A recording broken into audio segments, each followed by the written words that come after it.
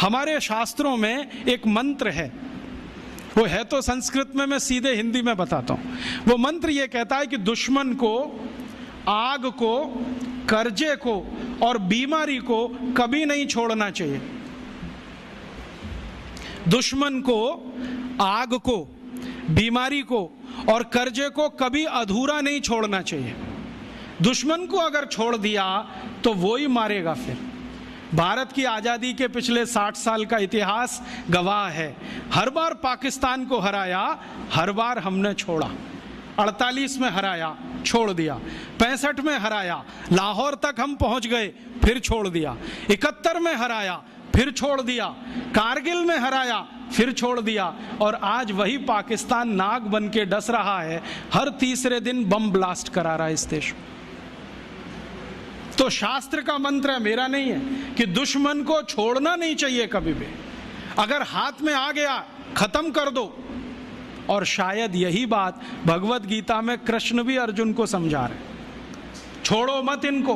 अगर जो तुमने छोड़ दिया तो ये विष बीज की तरह से फैलेंगे, पूरे देश में अधर्म की स्थापना कर देंगे। इसलिए कौरवों को छोड़ो मत, इनके अंतिम व्यक्ति तक संहार करो। शायद कृष्ण को शास्त्रों का ज्यादा ज्ञान रहा होगा, पृथ्वीराज चौहान को उतना नहीं रहा होगा।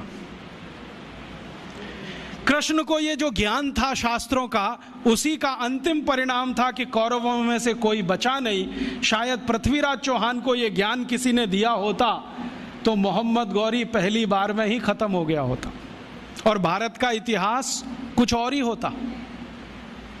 तो ये ज्ञान की कुछ कमी रह गई। और आज के व्यवहारिक जीवन में भी हम जानते हैं कि अगर आपने आग को जलता हुआ छोड़ दिया तो वो घर को जला देगी, गांव को भी जला देगी। अगर कर्जे को बकाया छोड़ दिया तो वो कर्जा आपको जिंदगी भर के लिए जर खरीद गुलाम बना देगा। और जो बीमारी को थोड़ा भी छोड़ दिया तो वो आपको पता नहीं किस स्वरूप में पटक देगी ले जाके। तो ये ज्ञान की कुछ कमी आई होगी हम में, शायद हजारों साल की गुलामी में ज्ञान कम हो जाता होगा।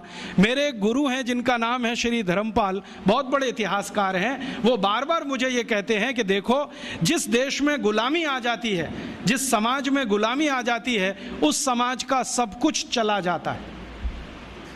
उनका ज्ञान चला जाता है, उनकी परंपराएं चली जाती हैं, मान्यताएं चली जाती हैं, व्यवस्थाएं टूट जाती हैं, सब कुछ चला जाता है। तो शायद 1200 साल की गुलामी ने ज्ञान में कुछ कमी लाई हो और ये हम सोचना भूल गए हों कि दुश्मन को अधूरा मत छोड़ो। इसी कारण से हम परास्त हुए, बाकी कोई दूसरा कारण नहीं था।